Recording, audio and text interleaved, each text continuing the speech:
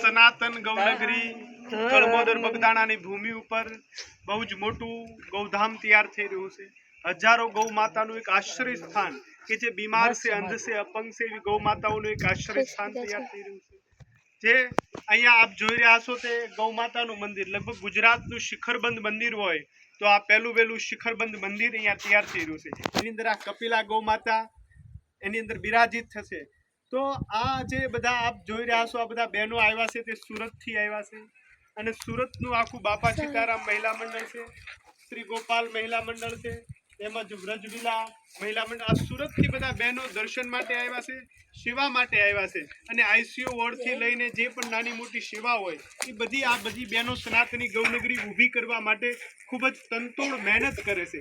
સુરતમાં ઘરે ઘરે જઈને દરેક હિન્દુને એમ કહે કે 1 રૂપિયો આપો ગાય માતા માટે, ધૂનો કરે છે, અલગ અલગ કાર્યો કરીને પ્રવૃત્તિ કરીને આખી સનાતની ગૌનગરી જે તૈયાર થઈ રહી છે એના પાયા રૂપમાં આ બધી બહેનો કામ કરી રહી છે। આ આખો ઇતિહાસ બની રહ્યો છે। આ બહેનોની દરરોજ માટેની એક યાદી થશે કે આખો ઇતિહાસ ગવાશે કે બાપા સીતારામ મહિલા મંડળ હોય કે વ્રજવિલા મહિલા મંડળ હોય કે શ્રી ગોપાલ મહિલા મંડળ હોય તો આ બધા બહેનોએ જ્યારે સનાતન ગૌનગરી હજારો ગૌવંશ માટેનું એક આશ્રય સ્થાન તૈયાર થઈ રહ્યું હતું, કપિલા ગૌ માતાનું એક મંદિર તૈયાર થઈ રહ્યું હતું, ત્યારે પાયા રૂપમાં આ બધી બહેનોએ ખૂબ સેવા આપી છે। તો આ બધા બહેનોને ખૂબ અહીંયા આનંદ આવ્યો છે। આપણે એમને પૂછીએ કે તમે આ કળમોદરની ભૂમિ ઉપર આવ્યા છો જ્યાં અહીંયા હજારો વીઘાની અંદર ડુંગરા વિસ્તાર છે, આમાં ખૂબ જ ગૌ માતાઓ પ્રસન્ન ચિત્તથી રહી શકશે એવું એક ધામ તૈયાર થઈ રહ્યું છે। ત્યારે આ બધા બહેનોને શું અનુભવો થયા છે આપણે બધા બહેનોને જ પૂછીએ કે આપ અહીંયા આવ્યા છો। તો મારી સાથે આ વિરલબેન છે સુરતથી જે બાપા સીતારામ મહિલા મંડળમાંથી છે। તો બેનને પૂછીએ તો બેન તમને શું લાગ્યું અહીંયા આવવાથી, સનાતન ગૌનગરીમાં તમે આવ્યા છો તો તમારો શું અનુભવ છે અહીંનો? અમે આજે કળમોદર ગામમાં આવ્યા, ખરેખર ગાય માતાના અમે આશીર્વાદ લીધા અને અહીંયા સેવા આપી તો અમને ઘણો પણ આનંદ થયો છે।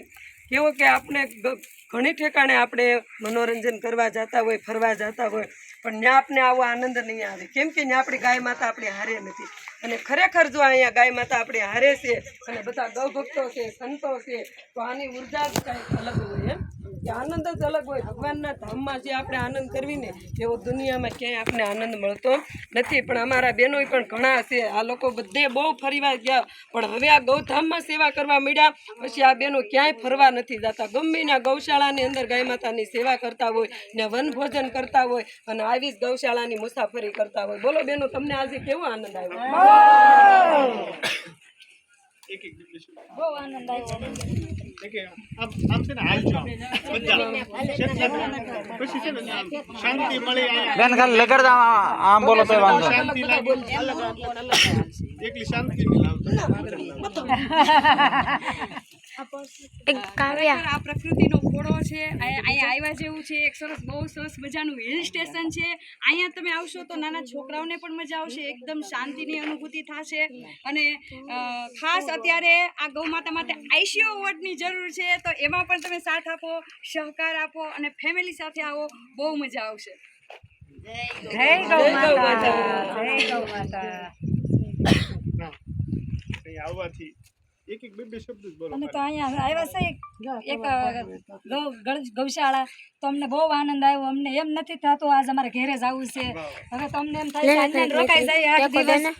બોલો ગૌ માતાની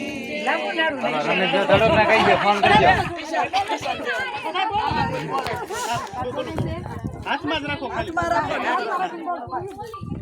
જય ગૌ માતા, જય શ્રી કૃષ્ણ।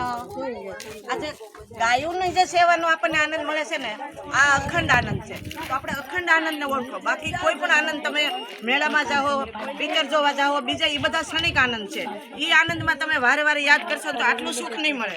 પણ જ્યાં ગાયોની આપણે સેવા કર્યું, ગાયોમાં જે દાન આપ્યું અને એ જે આપણને જે સુખ મળે છે ને, એ જે આનંદ મળે છે ને, આ જ્યારે તમે યાદ કરશો ને તો આનો આનંદ અનંત આનંદ છે।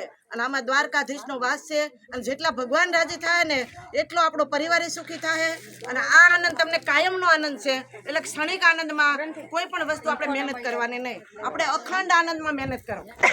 જય શ્રી કૃષ્ણ।